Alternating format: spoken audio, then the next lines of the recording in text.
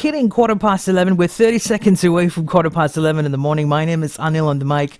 We're now in the second hour of Tracks Momentum, and we bring you the special interview feature that comes to you by way of Health on Tracks. Every Monday mornings, we talk about things concerning our health. And today, we're going to talk about something that concerns the health and the mental well-being of not us, but our kids, children. We're going to explore and find out what happens and goes through their minds. And just something that my producer Azua gave me. She did some research for me, and I found out that there's a new report that estimates that 293 million children, teenagers, and young adults who are aged 5 to 24 around the world, or 1 in 10 young people, are living with some form of mental disorder. And these are the words the World Health Organization, they used to present a report on the mental health of the world's population in June 2022. So essentially what the numbers describe is 1 in 10 young people living on planet Earth are actually suffering from mental disorder. And to talk to us about this and to open up our perspectives and to help us understand this better, we have in the studios our special guest. She's a consultant clinical psychologist at UITM Private Specialist Center, which is an affiliate with the Faculty of Medicine at UITM. Please welcome into the studios Dr. Saw Joanne. Good morning, Doctor. Morning. How are you doing today? Great. Great. It's an absolute pleasure and an honor to have you. And just a while ago we were speaking. You said the last time you were interviewed was on TV, and then today you're being interviewed on radio. So you've ticked 2 boxes already today. Yes, my pleasure. So maybe you can just briefly tell us about yourself, Doctor, and then also start off by saying, why is mental health becoming a growing concern among children? Very good morning to all. I'm Joanne, I'm practicing clinical psychologist, and I'm a senior lecturer. Okay, I'm doing both. So why are we talking about this topic when I was approached, you see? First of all, probably let me quote from WHO, what does mental health means? Yeah? Mental health is a state of mental well-being that enables people to cope with the stresses of life, realize their abilities, learn well and work well, and contribute to their community. So this is a definition on its own. So, but when we are talking about the children, so we are talking about mental health among the children, we would actually think about how well a child think, how well does a child regulate, cope with their feelings, and also how do they behave. Yes. So why is this a growing concern? Statistic has told us that. It is a growing concern.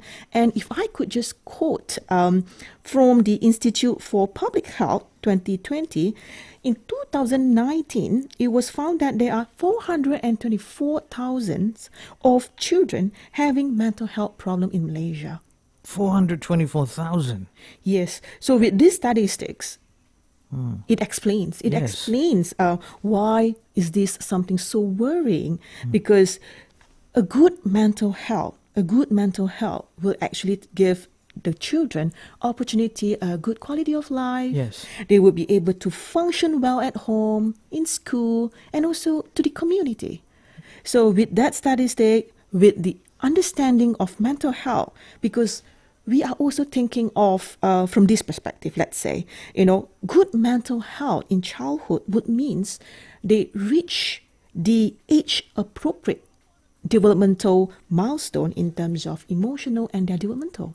Okay. Yeah, so means at the same time allowing them to look for their potential, to learn how to cope with their stresses, problems, and to have the ability to bounce back.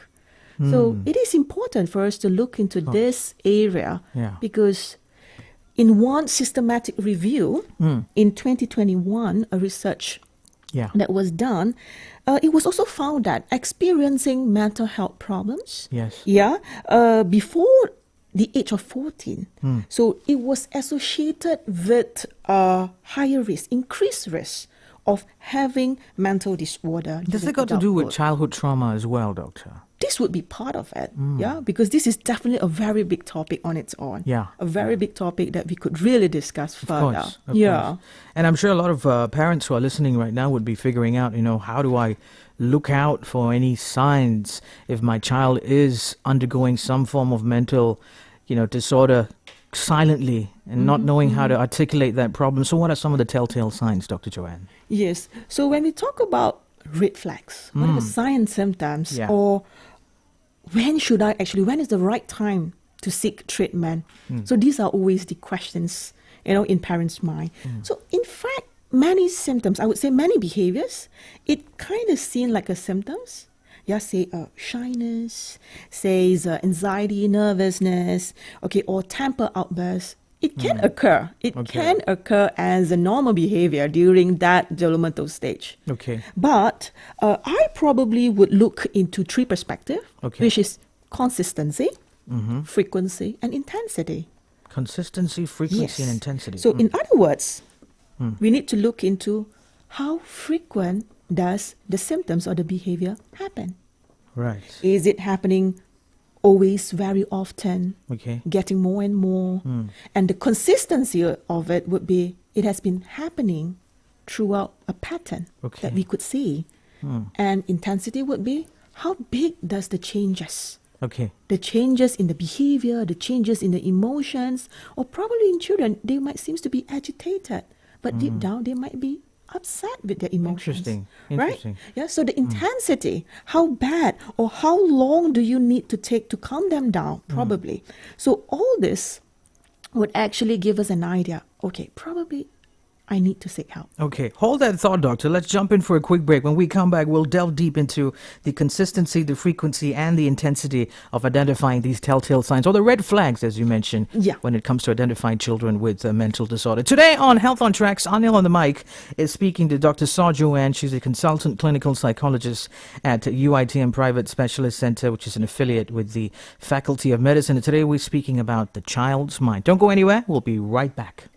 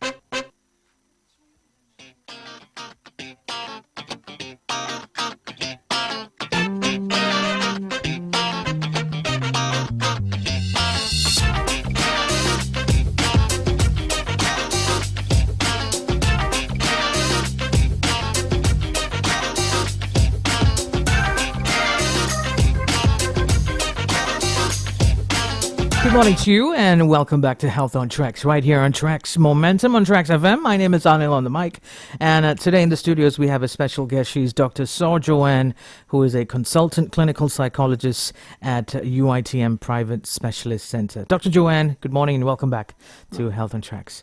Now, Doctor, before the break, you mentioned these three very important points, the red flags that parents should look out for. If I may just recap: consistency, frequency, and intensity.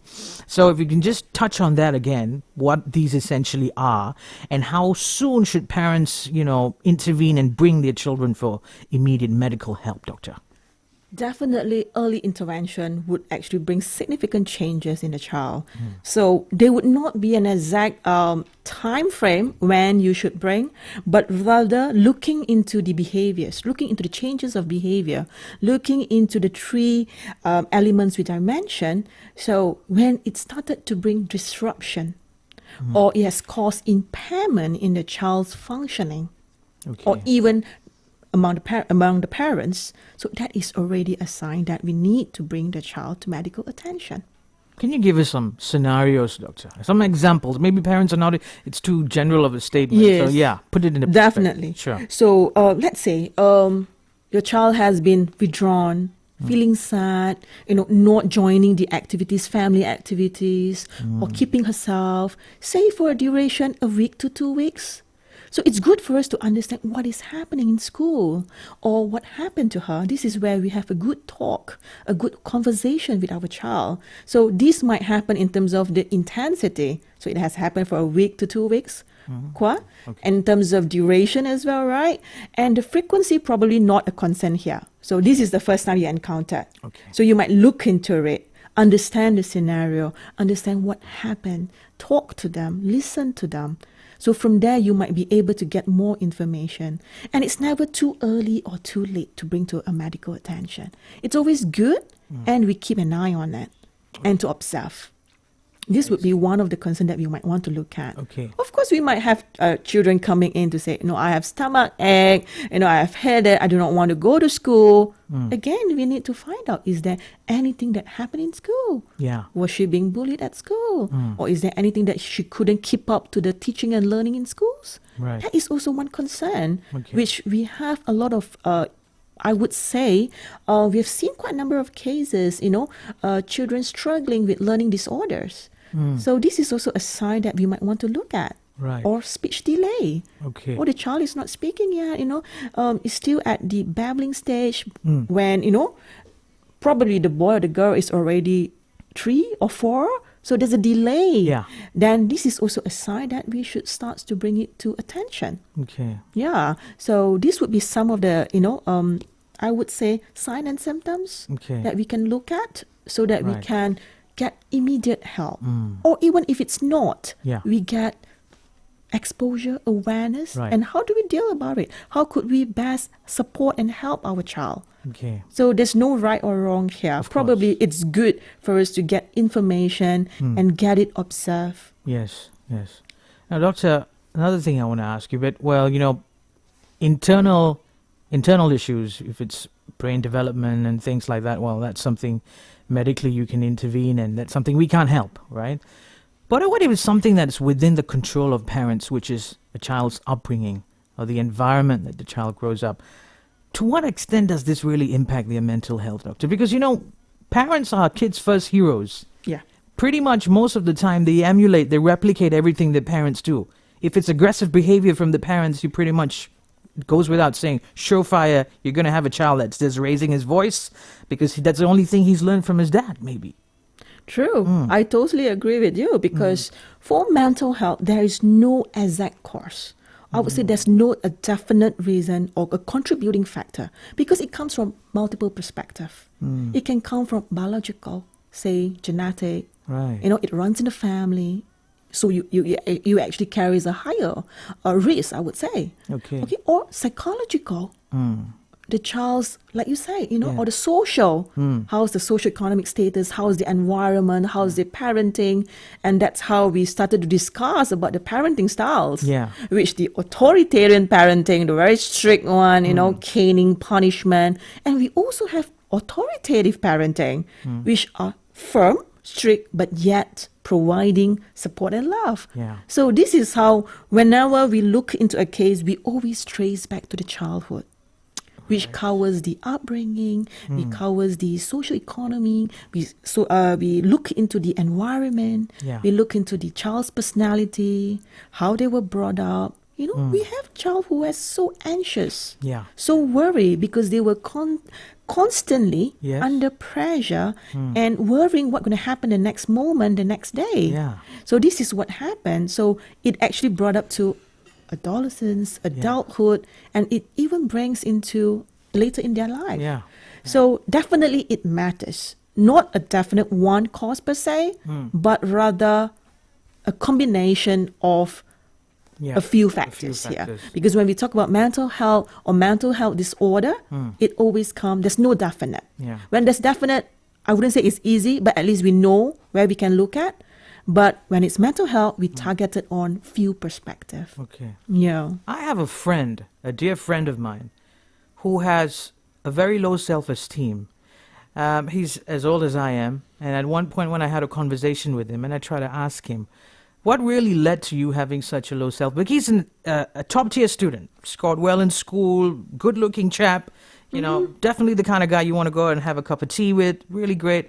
But he really lacked self-esteem. And at points where he really needed to voice his opinion out and put his opinions across, he would resent, he would hold it back. And he said his childhood was clouded with moments where his parents or his older siblings would just shun him down and correct him. And they would, and he was raised in such a way where he was told that if you do so and so things, I will yell at you and humiliate you in front of everyone as a child.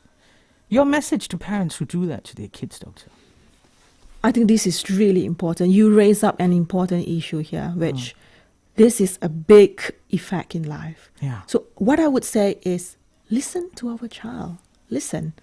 We tend to talk more, Yeah. but do listen, validate their emotions, validate their feelings, Yeah. and also acknowledge their accomplishment. We don't do that, We are just so stingy with our praises, we don't get into this track. Right. But we just need to do this. Validate their emotions, normalizing the feelings. It's okay to feel stressed out. It's okay to feel sad. It's okay to feel that you're worried. This is important for us to normalize the behavior. Instead of shut them down, Yeah. we should normalize the behavior and talk to them, listen to them, Yeah. and teach them how do we actually cope in a healthy manner. Absolutely. So this is very important, Yeah. right? So with that is how we acknowledge the emotion. So probably I could just trace back to the earlier on when you asked me, so how are you today? So I said, great. Yeah. So this is very typical of us, isn't it? Yeah. So how are you? Oh, I'm good. I'm fine. I'm okay. Yeah. But we don't explore further. How was your emotion throughout the day? Right. How was your emotion? We don't explore further than great, okay, fine, not okay, bad. Yeah. But we don't go further than that. Right. So this is where we should go further and explore the ups and downs throughout the day. Right. Right. And this is how we communicate to our child. How are you feeling emotionally today, Doctor? Oh, then we have to go all over again. Huh?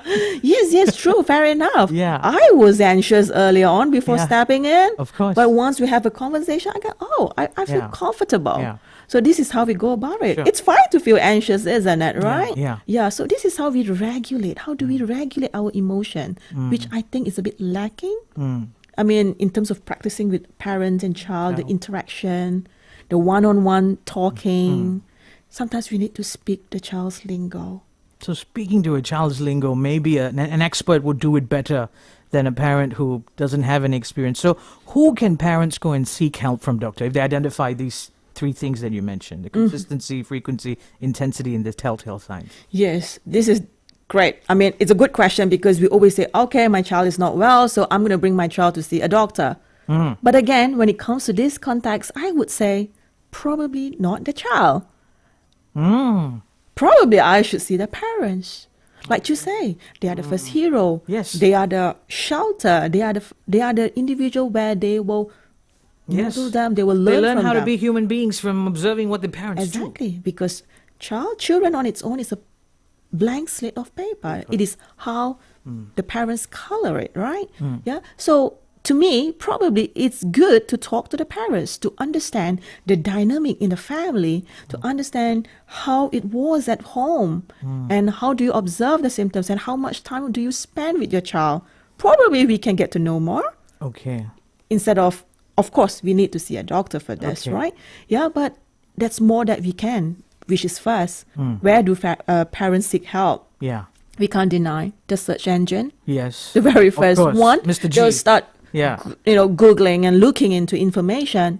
That's good. That's creating awareness. Yeah, you started looking into it, like, Okay. what and where went wrong. You're proactively doing something. Yes, you are doing something. That is good. But what about secondly, we always have a group, parents group, Yeah. There's a lot of groups over there, Support but group. need to be very careful with it. I mean, get a legit one. Yeah. And third, probably you can speak to a counselor. Which is what I wanted to ask you, because we've heard of psychologists, we've heard of psychiatrists. Yes. We hear mental health counselors. So where do we go? Okay. So this is another confusion, right? Yes. Yeah. Fair enough. Everyone confuses with what are the roles and who should I see? So put it this way. Who do I take my child to? Yeah, put it this way. It's never wrong, even if you go on the first stage, I would say, talk to your family doctor. It's perfectly fine. Talk to your family doctor, and the family doctor would advise accordingly and refer you to the correct person. Okay. Rather than you going all over and hunt on your own. But it's fine unless you know, okay, this is what happened. I would like to see a clinical psychologist to run an assessment, to run probably an IQ assessment, to run a developmental assessment, and further on a therapy. Okay. Okay? Or we can see a child psychiatrist as well I see. to get into the medical attention. And because this is a very collaborative, I would say, we work together side by side. Even if you bring your child to see a psychiatrist, the psychiatrist will refer to a psychologist. Hey, can you do an IQ assessment for me to complement the whole puzzle? Okay. Or even if the first hand is a counselor, a school counselor would be the first liner in terms of school children. Yeah. They will say, okay, probably your child needs to see a clinical psychologist. Okay. And there I go. I see. Okay, so now we know the respective roles that these play, and we also understand it's a collaborative effort. Yes. So the best bet would be just to visit your local GP, general practitioner, talk to them about what your child is going through, and then they would signpost you to the right direction. True. I mean, if we do not know the direction Of course, yet. of course. Thank you. Doctor, let's jump in for another quick break. We're having a great discussion over here, a very interesting one to discover our children with Dr. Saw Joanne. She's a consultant clinical psychologist at UITM Private Specialist Center and Health on Tracks. We'll be right back after a short break. Don't go anywhere.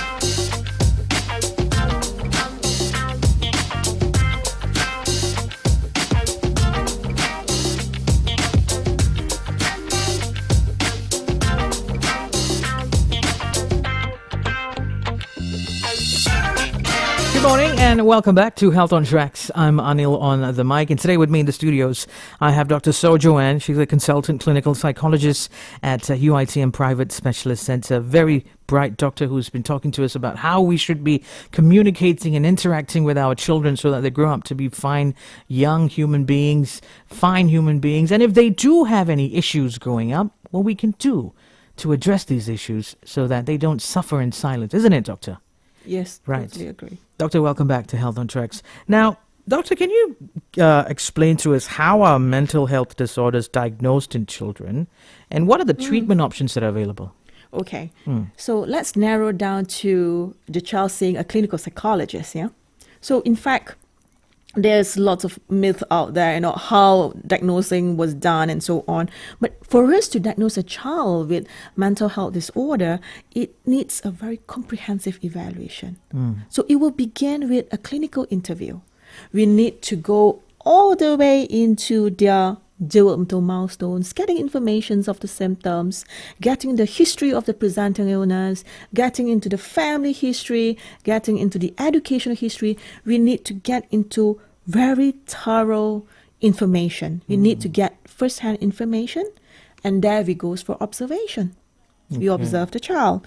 We discuss with the child how does the child behave in different settings, yeah, and we assess the symptoms, which we can use questionnaires, rating scales, or a set of psychological batteries to conduct that.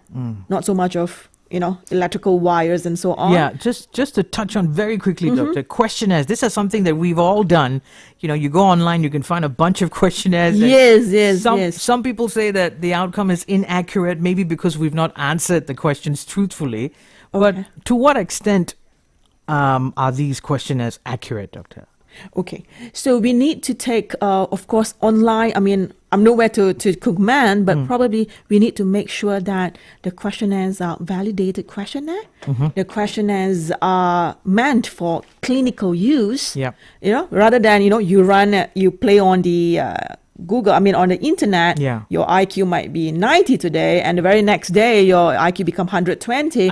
That's not valid, and the validity is being questioned. Okay. So, but when we are using questionnaires, we assess how it was at this point of time. We do have psychological batteries, which measures totally in terms of IQ, in terms of a checklist of behavior. So probably I would say different kind of questionnaires. I see. Okay. If I would say. So we run that on symptom check. Okay. Then we go for, as I say, a collaborative medical. We need to rule out if there's any medical condition, which, pediatrician, clinical psychiatrist can help us. So we need to rule out if there's any underlying medical condition. Okay. Last but not least, a collateral information. After speaking to the parents, seeing the child, observing and playing with the child, we might need collateral information from teachers, daycare centers. So we might get all this information in to ensure that the child actually behave consistently in two different settings. Because for us to come up with a diagnosis, we don't say that, just because the boy is always on the go, running around and so on, but in school he's perfectly fine, no complaint. Then we are saying that probably it's a behavior issue. But if it happens across different settings, then we might be worried it is something in him. Then we might worry if is it ADHD? We might be concerned of that, right? So a collateral information will be really important for us to get all the information, different setting, different source, and put it up all together with our standardized instrument, psychological instrument, our clinical judgment, our observation, with the collated information. That's how we came into a diagnosis, because it's not fair for us to simply coming up with a diagnosis. Absolutely. A thorough assessment, thorough holistic assessment before you can, say that this child is suffering from some form of, I really like that. Because, you don't want to just put something on the child when it's maybe just a minor issue, isn't it? What sort of treatment is available, Doctor, for this? Okay, when it comes to treatment, we need to look into it holistically as well. So the very first one would be, of course, we always say, that's medication, pharmacotherapy. Okay, and there's also psychotherapy, which we provide therapy to children Okay, say for instance, if I could just quote one, cognitive behavior therapy, which we tap into their thoughts, whether if they have some negative automatic thoughts that causes their worries, they're anxious, okay, or we look into their behavior as well. So we tap into this when we look into cognitive behavior therapy. Okay. Yeah, and why is it multidisciplinary? Because we might refer a child to get treatment from an occupational therapist. Getting occupational therapy to help with their sensory, to help with their fine and gross motor skills, to help with their social skills, to help with their attention. So this is part of the therapy as well. And there's also coming in speech and language therapy, Okay. where the child could actually learn in terms of, the words, vocabulary, speaking, articulation, when there's a delay. So this is actually, as I said, a multidisciplinary working together, especially for children with neurodevelopmental disorders. Okay. It works really well here. And of course, last but not least, when it comes to education or probably and early help, I would say it's also there's program in schools, EIP. EIP. Yes, it's a program which helps, children with delay. I see. With delay or with difficulties, So that's how where they put in, speech therapies, occupational therapies, and they learn as well and to prepare them to school. So this is also one of the program that are, I would say, helpful in a way for the child.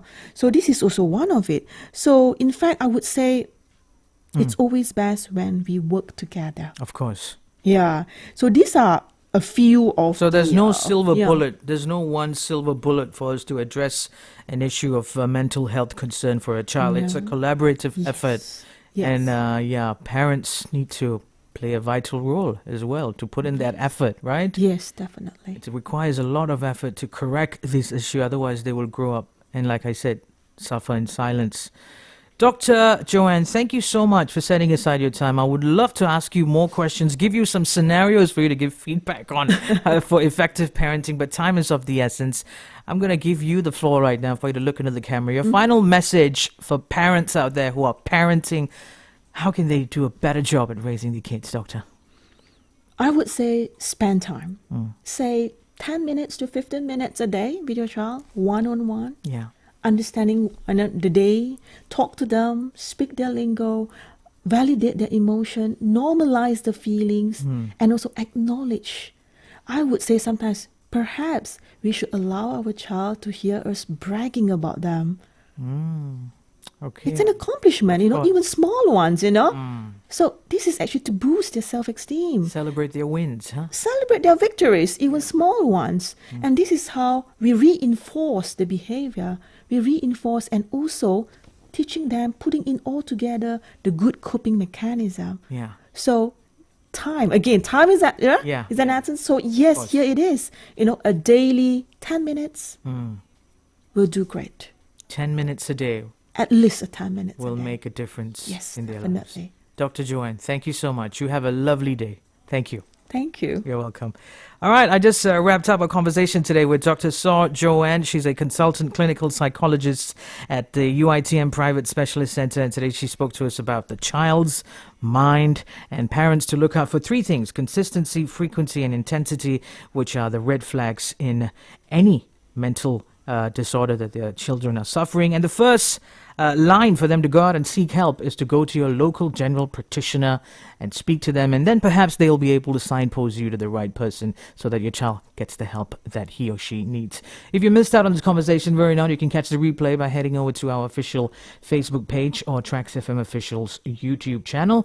And in about 11 minutes, we'll be crossing over to the RTM Radio News Center for the 12 o'clock news bulletin, and then I'll be seeing you right after that for another hour of Trax Momentum. Don't go anywhere. I'll be back.